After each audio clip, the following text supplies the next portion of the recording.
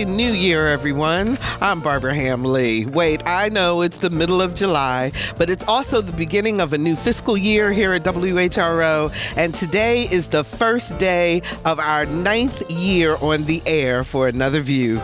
We are so happy to kick things off with our award-winning Another View Roundtable. Yes, I said award-winning. More on that later.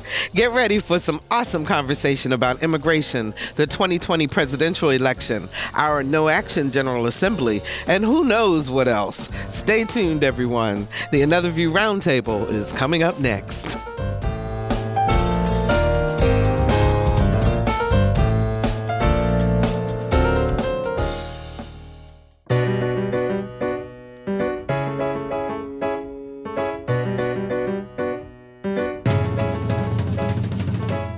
Discussing today's topics from an African-American perspective, this is Another View.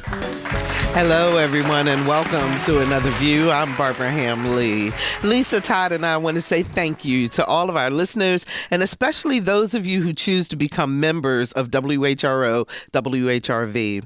Because of your support, today is the first show of our 9th year on the air. And I want to give a special shout out to all of our Another View fans who I ran into at the Narrow Cinema this week. Tuesday night was the premiere in Hampton Roads of Toni Morrison, The Pieces I Am. It's an awesome documentary, and if you haven't seen it, you still have time. Go to narrowcinema.com for showtimes. It's 2 hours of delightful and thought-provoking conversation. I promise you, you will be really happy if you go see this doc. So if you haven't heard, in June, Another View was selected as the winner of the Virginia Association of Broadcasters Award for Best News Series in Non-Commercial Radio for our Another View Roundtable discussion on the Me Too movement.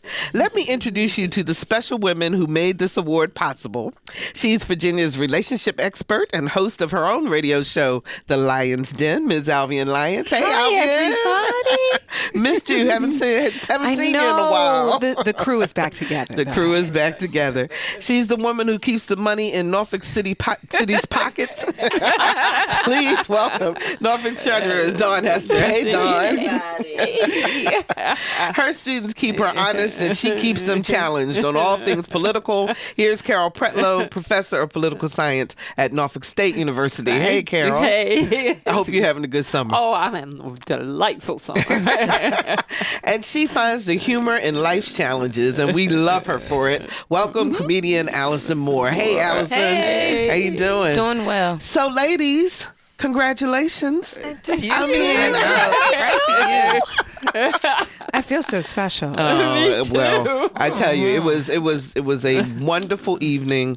It was wonderful to accept the award on behalf of all of us. But it was very, very nice to have Another View recognized, especially in the news series category, because we do have some serious conversations about things that are happening in our community and in our country.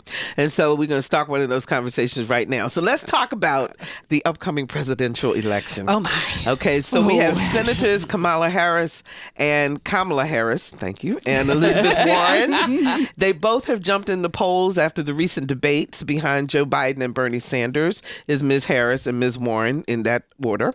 So before I ask you the question, I want to play a clip of Kamala at the Essence Music Festival, what she had to say as to why she's running for president. The fight of Black women has always been fueled and grounded in faith and in the belief of what is possible. We have always built the future that we can see and believe in and fight for. And that's why Sojourner spoke. It's why May flew. It's why Rosa and Claudette sat. It's why Maya wrote. It's why Fannie organized. It's why Shirley ran, and why I stand here as a candidate for President of the United States. Really? Gave you goosebumps, Dawn?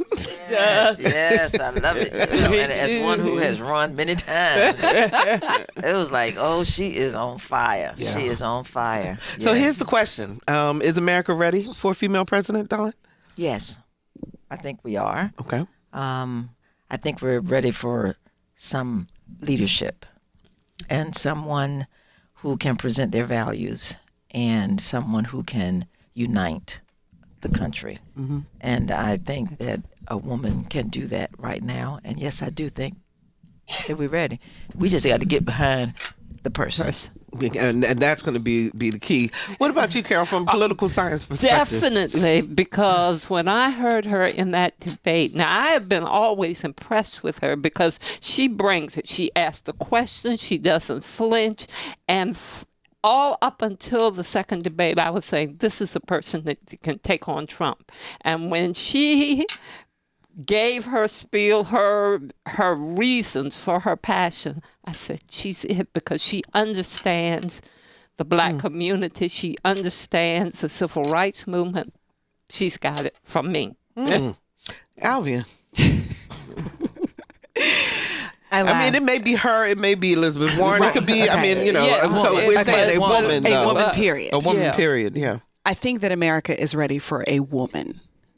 I don't know that it will be her, but I do think that America's ready for a woman. However, and I hate to sound like the naysayer, but I am not so sure that we will make the hard left from Trump to Kamala or Elizabeth, for that matter, or any of the other women. I don't know if we're prepared to make that much of a change right this second. And I'm speaking more to the demographic that ensured that we got our first 4 years with our current president. We're going to need a slice of that, just a slice, in order, because there's so many people who are running, okay, in order to be able to guarantee that we will actually have a transition. And my bet, in all honesty, is that we have a greater chance if it's less of a dramatic transition, just based on the appetite of America. So, and I believe that I am probably not alone in my assertion, in that you'll even see a lot of politicians as a whole who respect, appreciate, and even honor the work, because there is honor that has to go with that, the work that Kamala is doing and what she represents.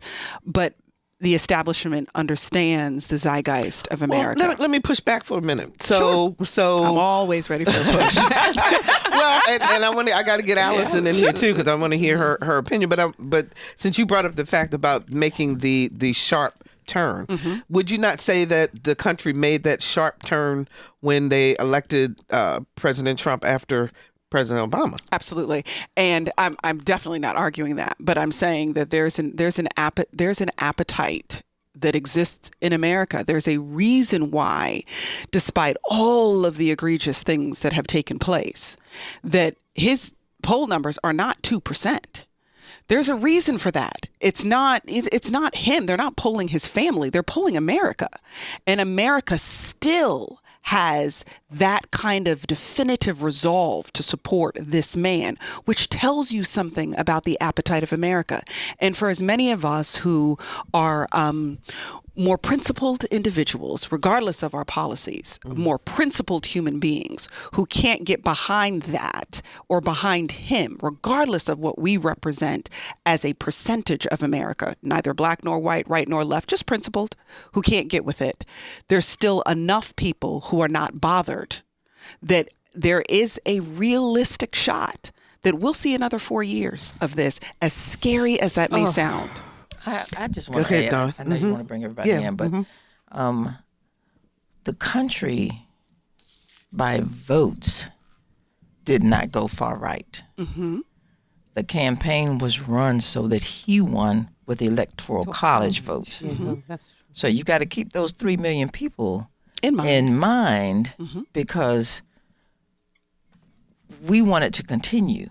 The majority of the people who voted and moving in the direction that President Obama and Biden had placed us in with work from others. But because they maneuvered and cheated and lied, that's why we have what we have today. And an electoral college. Right. Right. You know, so Right. he won the electoral college vote. He did not win the popular vote. Right. And we have to keep that in mind. So we have the votes, because I don't see, even with his polls, that he is picking up more people. I think more people are being emboldened by him.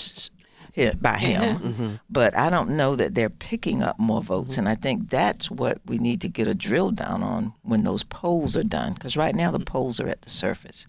And people lie all the time during polls. And that's the thing. Right. All the time. Allison, is it time for a female president? We gonna find out. I mean, I got popcorn and tea. Like my mama said, it's gonna come out in the wash. I didn't think it was time for Trump, so I'm like, I don't know. I don't even. We were just not ready. So since you're the youngest of our crew here, Well, you know, but no fault of my own. But I'm curious. Does this make it more intriguing for you now in terms of participating in the whole process and in trying to figure out who needs to lead our country next, as perhaps it may not have been in the past, or maybe you've always been.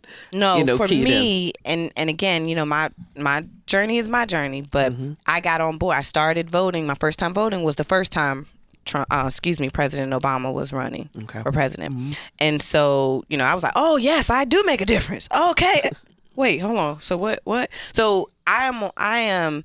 It actually deflated me a little bit. And I think people like me, we like, yeah, right. You drummed us up. You told us in school, we need to get out there. We need to do what our ancestors fought for. We need to do what our parents told us to do. We came out there and y'all let this psychopath get up and I'm done. I feel like I don't have the power. So it's harder to me to be motivated. It's like, no, for real, that last time was a fluke, girl. Come on, you could do it. Vote this time. No, thanks. So I had to be intrinsically motivated. I had to find within myself, this is the right thing to do. People die for this privilege, et cetera, et cetera, et cetera, because I have no faith in, if I vote, my voice matters. I don't. And when you talk to your friends and colleagues of in your age bracket, is that a prevailing thought? No, we disagree. When myself and my immediate circle, we have differences of opinion. We have some that's like, girl, we just gonna pray, and then I have others that are like, we need to be out there. You gonna have to teach. You gotta fight. You can't give up. And then you got about two of us that's like, well, y'all tell me what to do then. I'm trying to figure out this recipe and cook for my family. That's what. Well, most of the Democratic candidates have race and race relations as an issue, and Senator Harris had no problems going after Joe Biden, former Vice President Biden, on the subject. I want to let's listen to their exchange, and then we'll talk on the other side. Now, was I wrong a few weeks ago to somehow give the impression to people that I was praising those men who I successfully opposed time and again?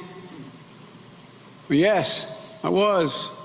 I regret it. And I'm sorry for any of the pain or misconception they may have caused anybody. Well, that was Joe's apology. Let's see if we can go back to the actual exchange between he and Kamala Harris. And I'm going to now direct this at Vice President Biden. I do not believe you are a racist. And I agree with you when you commit yourself to the importance of finding common ground. But I also believe, and it's personal, and I was actually it was hurtful to hear you talk about the reputations of two United States senators who built their reputations and career on the segregation of race in this country. And it was not only that, but you also worked with them to oppose busing. And, there was a little girl in California who was part of the second class to integrate her public schools.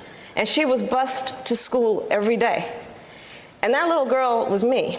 It's a mischaracterization of my position across the board. I did not praise racist. That is not true, number one. Number two, if we want to have this campaign litigated on who supports civil rights and whether I did or not, I'm happy to do that. I was a public defender. I didn't become a prosecutor. I came out and I left a good law firm to become a public defender when in fact my city was in flames because of the assassination of Dr. King. Do you agree today that you were wrong to oppose busing in America then? No, do you agree? I did not oppose busing in America. What I opposed is busing ordered by the Department of Education. That's what I opposed. Okay, Daun, you've run for office several times, as you said, held several various positions.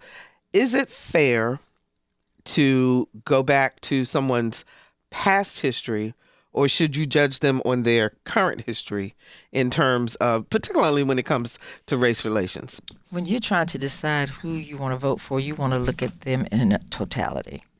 So, we all grow. Were there decisions I've made that I might have done something different today? Yes, because I am more knowledgeable and I've learned more. So I understand both sides of that argument and debate, because even if you look at, I do, even if you look at, the busing issue did not help us. You look at it now in Norfolk, it's not helping us. Yeah, because we're right back to where we were. Right. And so, I understood where Vice President Biden was saying he didn't want the federal government to tell localities what to do. So, are we going to do states' rights and states make the decisions? However, I felt at that time that the federal government should say, because then it would have been across the board and you wouldn't have as many communities and fightings and infighting that we're still feeling those repercussions of today. But I think you should look at the person in total. Some people still talk about some votes I took when I was on the city council, and I'm the treasurer now. I can't go back to that. Would I have done something different? Maybe. But, you don't know. So you just got to look at everybody. So go ahead, Allison. So my question is Joe still invited to the cookout or not? And yeah, he gets to come to the cookout. I mean, and I know it's humorous, but under what, someone trying to learn and glean from you all, what things do I don't want to get lost in the weeds. That's too much. The busing, I wasn't even born. Right. But tell me, what do I need to look at? Empower me with, this is how you make a decision, Allison, on who is the best representative or who is making or thinking about you and your community and your children. So I'm confused. Does Joe come to the cookout or no? Yeah, Joe comes to the cookout. Okay. But Joe's got to bring more. Okay. Because he hasn't presented enough about what his plans are. So when we talk about, Kamala, she's laying out her plans about things. When we talk about Elizabeth Warren, she's laid out her Elizabeth says And they have a plan for that. That's her mantra. She has a plan for that. Yeah. She doesn't have a plan for race relations or improving race relations yet, but I would say she's working on it. Now, she does have a plan, she says, for trying to empower minority businesses, but she didn't make it specifically about race in that sense. Right. Is what she...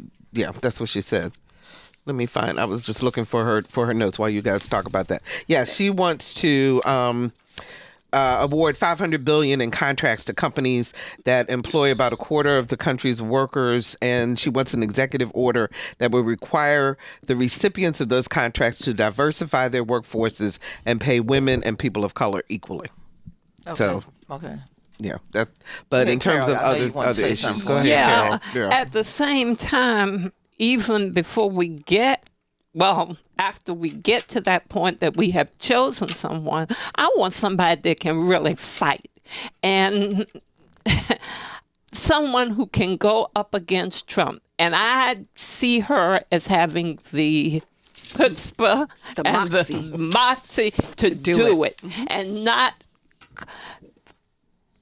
second guess about the repercussions. I saw her do it when we were looking at the confirmation of the Supreme Court judge and Kavanaugh. she asked the hard questions, not thinking about, well, does this person like me if I ask this question? She asked them, and that's what I see in her, and that's why I think she could successfully defeat Trump. But I see that in her too. Go ahead. However, what we're trying to get to is to making sure that we win as Oh, Democrats. yeah. And that's Right. Yeah. And that, I think, is what goes back to the original statement from Dr. Lyons, is that we have to make sure we have whoever can win. Right, because Well, we're that's true, it's too. more Yeah. than a primary. Right. And that's the thing Right. that I think that Republicans do very well, okay? Because I don't think you can demonize any party, any culture, any gender, anything. I think they do that extraordinarily well in that they line up behind whoever the winner is Okay. going to be. Democrats are Flight. our plight is that we tend to be very idealistic.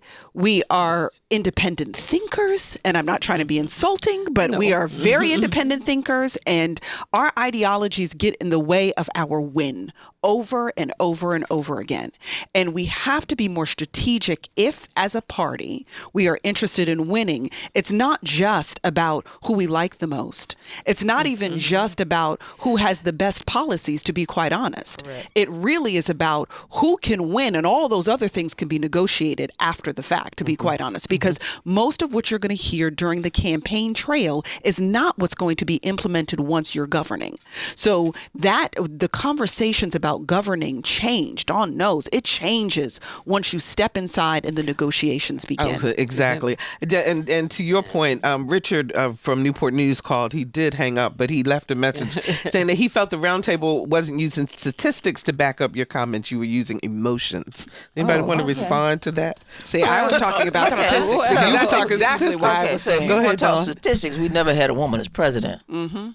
So, yes, we are using emotion that we think that today in 2019, that yes, we could elect a woman, and the opportunity does exist. We elected a woman a few years ago. She just didn't have enough electoral college votes. So we know that statistically it can happen. We just have to make sure we get them in the right states and get the electoral college votes. Let's talk to Anita in Chesapeake. Hi, Anita. You're on the air. Hi, ladies. Great conversation today. Thank you. I want to say one thing. The hand that rocks the cradle rules the world, number one. But I want to challenge every woman in America, Republican, Democrat, and Independent, with one question and one question only. Can our children afford another 4 years of Donald Trump? The moral fiber of this country has been shattered by Donald Trump and all that's been going on in the news because of him and in spite of him. So can our children afford another 4 years of Donald Trump? That's my question. Okay, Anita, let the roundtable respond to that. Thanks so much for your call. Who wants to take that on first? I just want to start with... Go ahead, Dawn.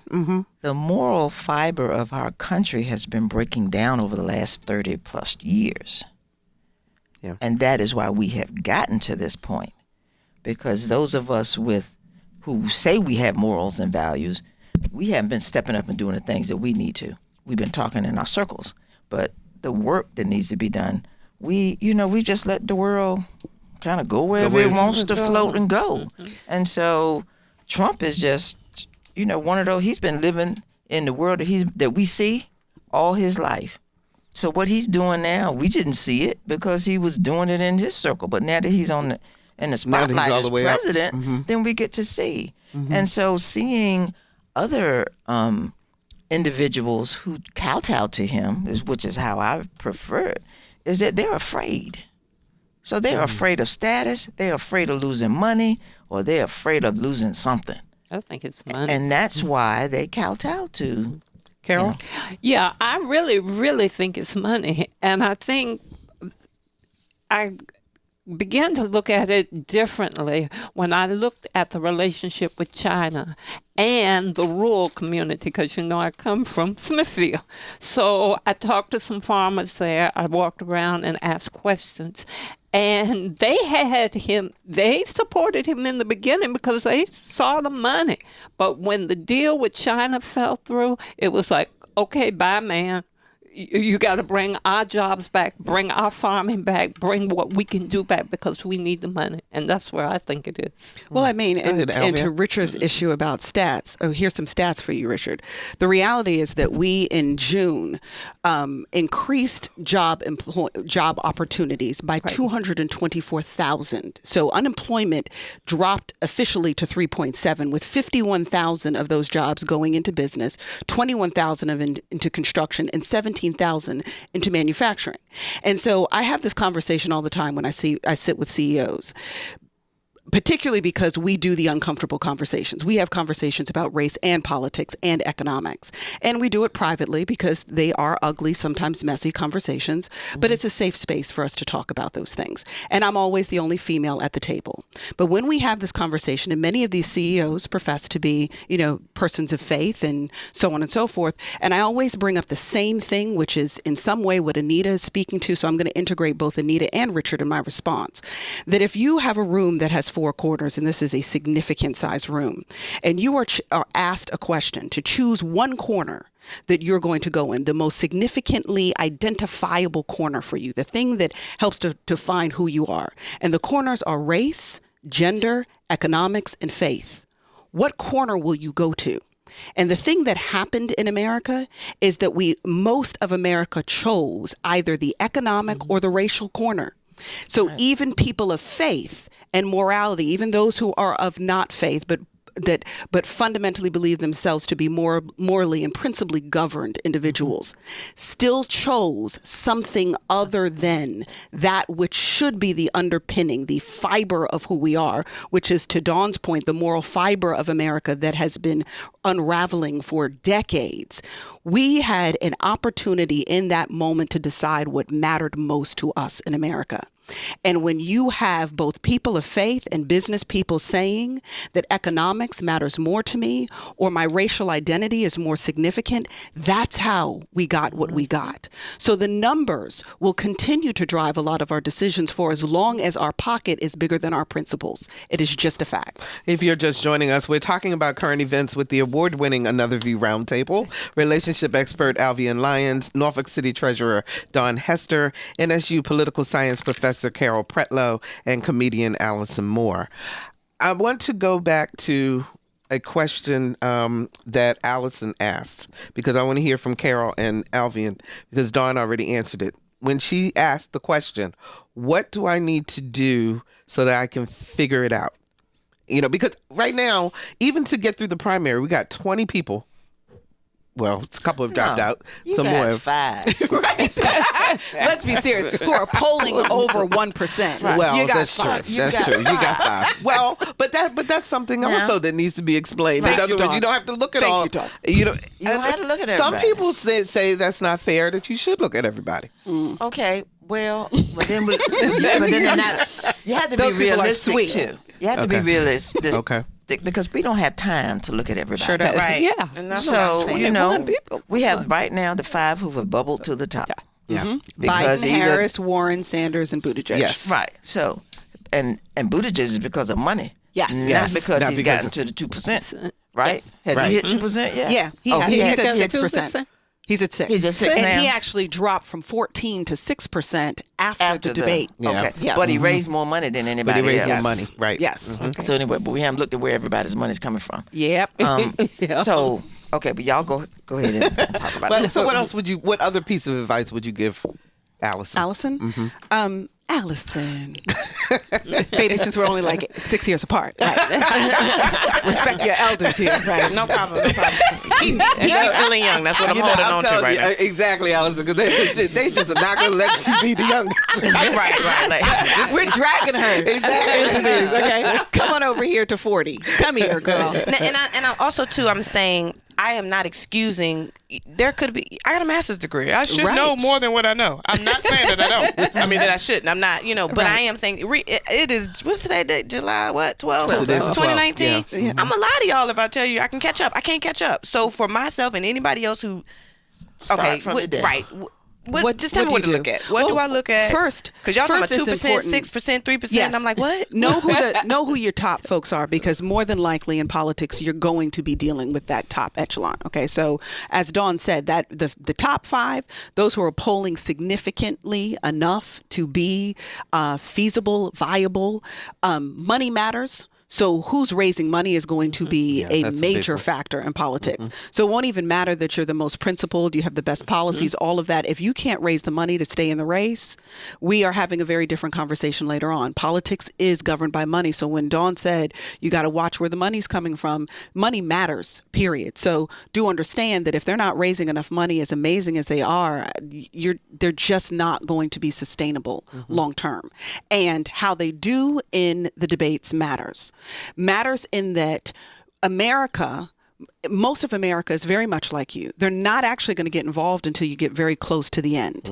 And we are emotionally governed. Richard's right. Not just AV. America is emotionally governed, just like the stock market is volatile based on how people feel. We are governed by our feelings. Why I always have a job in psychology. Okay? I picked the right one. You can't automate this. Okay?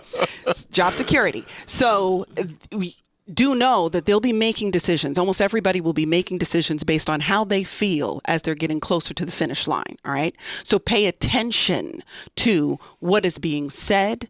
The polls are useful just in terms of a snapshot. They're not going to tell you what's going to happen 4 months from now, 6 months from now. They're a snapshot. So don't make a decision based on that, but pay attention to the trajectory of the candidates. Listen to the policies, but understand that the policies are also fluid. So principles matter. What have these people done long term? So Kamala is having to answer for her prosecutorial experience. She is, very much so. What she did when she was a prosecutor in terms of putting people of color in jail. Now, granted, they were guilty. Okay, let's be clear. And everybody should be making those decisions based on that. But people are arguing how she handled what she handled, okay, and what those sentences look like. Okay, so not just, all right, so I get what I need to look for, pay attention to the people at the top. I'm going to tune in on the debates. But, this show is wrapped around conversations that affect the Black community, right? So I am trying to be empowered as a 35, how old am I? 36-year-old. Right. I'm married. I have children. So as myself coming to you all, submitting myself to you all, help me come higher, to higher level of thinking. What issues, what topics, what things do I need to, if you got somebody running and this is what's important to them, Allison, that is going to affect you, blah, blah, blah. And that's a Black community issue, which is really, what I hate is that we make Black community issues sound like they're not American issues, because they are American issues. Education being the great equalizer. It's just that sometimes they affect the Black community differently. disproportionately. Right, because we get pneumonia when everybody else gets a spring cold. Right. Okay? So what happens in education? What's happening in healthcare? What's happening relative to job opportunities? And what's happening in terms of the laws that allow for the freedom of our voice to be heard and counted? If there were four things you need to pay attention to, those 4 things you need to pay attention to. Carol, jump in here, and then we're going to change topics. Yeah, well, the top priority for me, and as I perceive it, is education, because education prepares you for the jobs and prepares you to understand the issues. But the thing that really, I think, sticks out is that for generations, we have seen people saying, get an education. And in the Black community, get an education. But then when it came to getting jobs, I don't care. You could have 3 PhDs and you were still at the bottom. So prioritize. I think that the education community and the people, the teachers' unions and all, need to get out there and fight. So this is exciting. So I feel like I got an action plan, and myself and any listeners who are like me, we will go and we will look at those 4 things. Like you said, I need to determine for me and my house what is most important, or what are my goals or philosophies in those categories, and then find someone who is putting out most aligned. Most aligned. Right. Because it won't be perfect. Right. But who aligns most with your values? Martin joins us from Williamsburg. Hi, Martin. You're on the air. Hello. Yes. I'm in Williamsburg. I'm a retired surgeon, and I'm a lifelong Catholic, and I am basically a one-issue voter, as it sounds like many of your panelists are too. And my one issue is let me let you finish your thought, and then I'll let them respond. Right. My one issue is abortion. That people support the Black community. Support so much liberal candidates who are all for abortion rights and abortion, and that's one of the biggest things that affects the black community. No. And the Kings understood that. I've been to the anti-abortion march for years, and the Kings understood that this is something, it's a contradiction. How can you support politicians who elect people who think that's a good thing? Okay, Martin, I'm going to let the round table respond. I'll start with Alvean and we'll go down the line because I love this because I have this conversation actually with a very good friend of mine who is also a Trump supporter who maintains that he made his decision based on that single issue. And let me be clear, we are not single issue voters. If you got the impression of that for some reason, let me clear that impression up. Okay. So, and then in terms of the whole morality issue, because I saw that in some of the commentary also where you're concerned, is that for those of us who are also willing to support a candidate who happens to be pro-choice, let us not be under the impression that pro-choice is the same thing as pro-abortion. Those are not the same thing. If I take that to a biblical standpoint, the Bible says, I set before you life and death, choose life. God, when he gave us free will, knew that we could choose life or death in any decision. It's no different than being a supporter of gun rights. I happen to be a supporter. I just wanted to be smart gun rights, but a supporter, because the gun does not kill. The choice does not kill. The choice does not murder or destroy children. The choice is just that. It is what we do with the choice that is the issue. And our responsibility as persons of leadership, persons in political authority, persons who are determining and creating legislation, is to create the kind of environment that a woman does not have to make that choice. Now, we can never legislate morality and we can never legislate love. We can't do anything about that. No different than somebody who wants to kill will kill.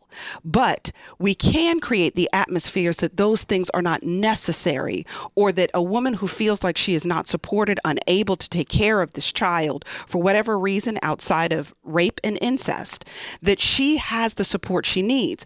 I find it quite hypocritical to say that one is pro-life and still be pro-death penalty. I happen to be pro-life. I am anti-death penalty. I happen to recognize that you can have two positions at the same time, but there is no way, and I could go on for days about this, but that is abortion is not a single issue. It is, and never should it be. And you can't do that and simultaneously be anti-social programs. Okay, Daun? Why me? Because I saw your face first. I know. Okay, so everybody, the frown is on my face. Okay, so first is the, so no, I'm not a one-issue person. Never have been, because there are too many issues in our community that need work. Well, the whole idea of the African American community as a whole being a monolith is something that we've been fighting and trying to show on this show from the beginning. Okay, because everybody doesn't agree that's sitting here at this table. We like white people. We disagree. The difference is we don't always come together when we need to. Okay, so that's me on the black-white thing. However, I do have concerns with voters who are one-issue voters. Me too. Because there is so much more to our world and our life and the situations that we must address than that one issue. And I have always felt that if a person needs to make the decision to have an abortion, it is between them and whoever they believe or need to have their ask forgiveness from. Because in all of our lives, there are different reasons why we get to the point where we're going to say, I'm going to have abortion, I'm going to carry a child, and I'm going to let the child be put up for adoption, or because with all the sciences that we have today, early on that a child is not going to have the quality of life that you might want your baby to have and or be able to afford. And you and your partner have to make that decision. So there is so much more in the world that we have to deal with, that a one-issue voter, to me, is not concerned about the United States of America And that's what we need to be thinking about. Even within someone's individual home, there are more than one issue. There is more than one issue that would affect you. Yes, Allison. So this is Brother Martin, right? Yes, right. Martin. So I think that some of the problems, one of the things that rang out to me with Martin's comment was him telling us, and I'm assuming that he is not black. Right. What is our biggest issue in the black community? I don't think you get the opportunity to make a decision. You all should be agreeing with this because this is the biggest issue that you like. Sir, hold on. Relax just a little bit and give us an opportunity. Hey, listen, I know that you're not listening because you said we're one issue. So you're already not listening, which makes me feel like you're probably not listening to the black community as a whole too, because all of you all have shown how much depth you have. I'm I'm probably a zero issue person of everybody. I'm like, I don't know where to start, but that's a part of what that makes this show is beautiful, is we have all of you who have so much depth and understanding. And then you're still teaching and bringing along others so that we can all come up to this higher level of thinking and have this unity. So for him, and then also the guy with the stats, I'm like, I don't understand. Maybe I'm missing why you're tuning into the show, or you're getting something different because it's a conversation. Yeah, it's a conversation, and actually, I'm glad they're tuning into the show because hopefully the whole idea of another view. Well, we want and them the reason to tune why in. we named it that was so that they would see and listen to a different view than they may. And a different perspective than they may normally come from. Understood. So that's why when a customer will bring something, hey, I didn't. You go to Starbucks, you want to get a coffee, and you say, well, my coffee isn't, or I didn't get X, Y, and Z. The complaint is coming from you thought you were supposed to get. She didn't get any vanilla in there. She was supposed to get vanilla. So he's saying we're not doing stats. What am I missing?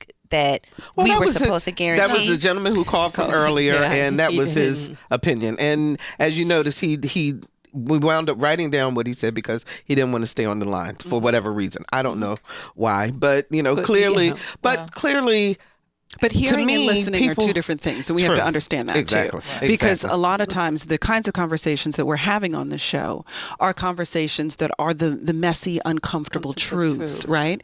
And we hold fast to our own personal, messy, uncomfortable truths, which sometimes makes us unable or sometimes unwilling to hear something outside of the truth from which we operate. So what we may experience occasionally in dialogue and exchange is that someone can't hear past what it is that they already believe to be true. Sometimes that's the issue. So it's not that we're not talking about it. Sometimes you just can't hear past what your it's own saying. Perspectives. David joins us from Daniel, from Virginia Beach. Hi, Daniel. You're on the air. Hi, how are you today, ladies? Okay, how you doing? Daniel. How you doing? Good. Hey, so I wanted to make a quick comment about the last caller, Richard. I'm on Virginia Beach, active duty Navy. I just wanted to say that I didn't really feel as though he was listening to what you guys were saying. I didn't get at all that you guys were single choice voters. Oh, Martin, you're referring to. Yeah. He's referring to Martin. Yes, I feel like the issue at hand was just not what was being discussed at the table, and it was kind of off to the side. And I wanted to say that you guys responded very eloquently, and that I really appreciate what you guys do. Okay, thank you, Daniel, so much for the call. We do appreciate that. Okay, go ahead, Carol. I was going to say, even if we say that a person is one issue, there are dynamics of that issue. For example, I'm a college professor, but I'm also aware that my students have health care needs. Right. I'm aware that they have employment and housing needs, that they have transportation needs. So it's a rainbow of issues that maybe come under the heading of education, but also spread out into the community as well. We don't have a lot of time left. Oh my, the phones are just lighting up. I'm just call in. Thank you. And look, brother Martin, call back next month. We're gonna grow together. You and Richard. Y'all keep on saying we a family. We're gonna figure this thing out together. We're gonna figure it. Okay, while Lisa tells me what call we should go to next, let's go on to talk about this crisis that we have at our southern border. Over this weekend coming, the Trump administration has announced that they're going to do 10 to 20 raids throughout major metropolitan areas in our country, deporting people. again, our Hispanic brothers and sisters. What are your thoughts on how we're handling this immigration issue, Carol? First of all, it's going to cost money to do that. How much is it going to cost? And wouldn't it be better to take that billions of dollars and invest it in ensuring that those people are well protected and well cared for here? Okay. Others? Well, Daun? I support the Obama policies where people came in, we put an ankle bracelet on them, and we let them live with their families, and then we brought them back to court, and we took them to a process in which they then either were here legally or they were deported once they were officially vetted. And that is not what is occurring. Right now, they're just being warehoused. And I think that is totally wrong. And I'm really concerned, they're supposed to be some of the... Daun, pull your mic up just a little bit. I'm sorry. Yeah. Some of the... I had to get laugh over here. I had to tell you about that. Sorry. Some of the, reporters are going in with some of the leaders to see. Yeah. But that's staged. They done fixed up where they're going. So you're not going to see a realistic picture. You do that in the school system. When the superintendent coming in, everybody going to fix it up, make it look good, tell the kids that they act up, you're going to do something. So, so even that is not realistic. But I don't think that there is a policy. I think. Okay. I have, I'm so bothered by the moral issue associated with what's happening at the border. And, in honor of you, Richard, I will reference you multiple times today during this conversation for stats. Shout out to Richard.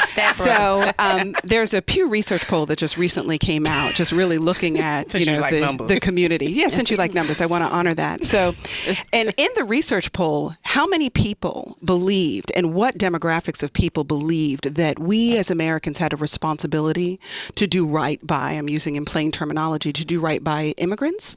And what was interesting was that the religiously unaffiliated, 65% believed that we had a moral responsibility to immigrants. Black Protestants, 63% believed that we had a responsibility. Catholics, 50% believed that we did. White mainstream or mainline Protestant, 43%.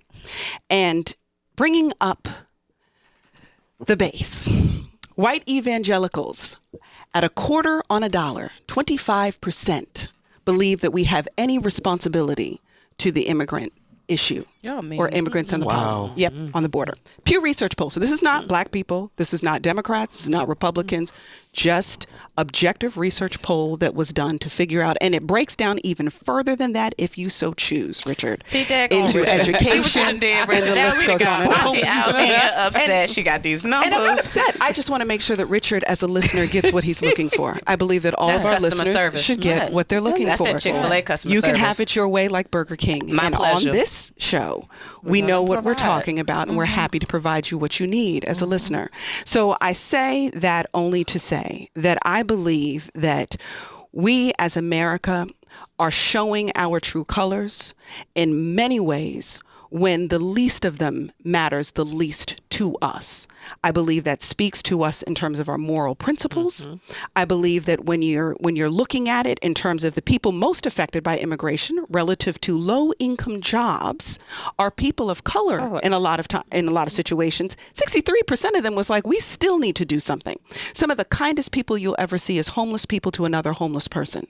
So you have the least, but you'll give the most. What does that say about who we are becoming as a nation when we were supposed to be the nation that bring me, you're sick, you're tired, you're poor, and we will be the harbinger of light for you? When we decide that we have traded that for profitability, capitalism, I don't have an issue with capitalism, just as long as it's a fair playing field. When we have traded those things for the things that matter least, we have already sold our soul as Americans, and we have a responsibility to this nation to reclaim the moral fiber of our souls. That is my position. And this is an issue that was created by this current administration. Because when he said you can't come, they said, let's hurry up and get on over there before we really can't come. Right, exactly. So, he created it. So do you think that Mexico, Carol, will continue to cooperate since the pressure is on them in terms of tariffs and all of that, in terms of keeping people there in Mexico until... I'm sighing because I really don't. And I think that any group of people in any country, and we have to realize that Mexico has their own political establishment too, that ultimately people get fed up and they say, it's not helping me to cooperate with you, so why should I continue? Okay. Allison, anything you want to button up with that? Yes, in conclusion, Sister Allison, Brother Martin, and Brother Richard have gotten some hard. So, I mean, we got it today. We got cooked. So, us three have to do our research. Richard, don't you come back around here and talk about no stats. Clearly, we got stats. Brother Martin, me and you, we need to research. You got to figure out what's going on in the black community, and Allison need to figure out what's going on with these people that are running for office. So, all of us need to go back and tune back in next month. Hey, okay, we got about 3 minutes left. I want to bring this up very, very quickly. You all saw the article of the woman on American Airlines who had on a romper and was asked to cover up because she was too exposed. This was a doctor, as in an MD. Yes. And she and her 8-year-old son coming from the islands, appropriately dressed, and was asked to again, another example of living while black, Daun. Well, it was wrong, as simple as that. And I know we talked about the fact that the stewardesses were attendants. It's not stewardesses. Attendants were African American women as well. And I think that my comment was, when I originally heard it, I heard that the pilot was white, and then it came to the attendants to do something. So I want more detail in that. It was wrong. She was dressed appropriately. Other people who were on the plane said she was dressed appropriately. And what is appropriate today? Exactly. That is the ultimate question. There's some people who might not know about like what she had on. So basically, she had on like a tube top. Her stomach was covered, and she had on shorts.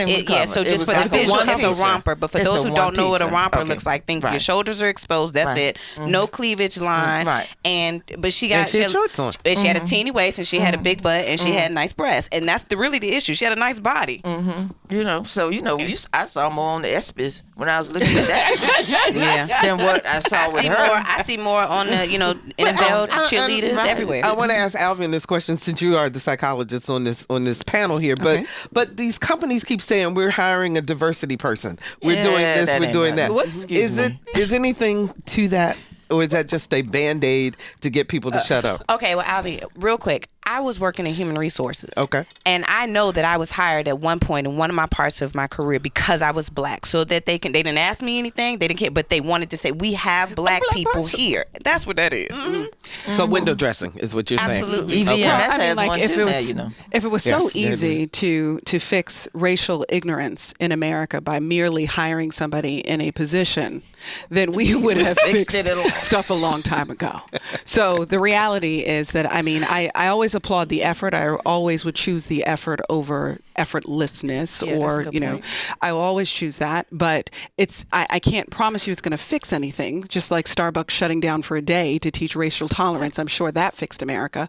So we have a lot of work that we have to do. But thank God for one little baby step at a time. One little baby step at a time. And with that, ladies, we are out of time. Again, we will see you next month on the second Friday of the month. And thanks so much to our audience for spending an hour of your day with us. You can catch this show or any of our previous shows on our website, anotherviewradio.org.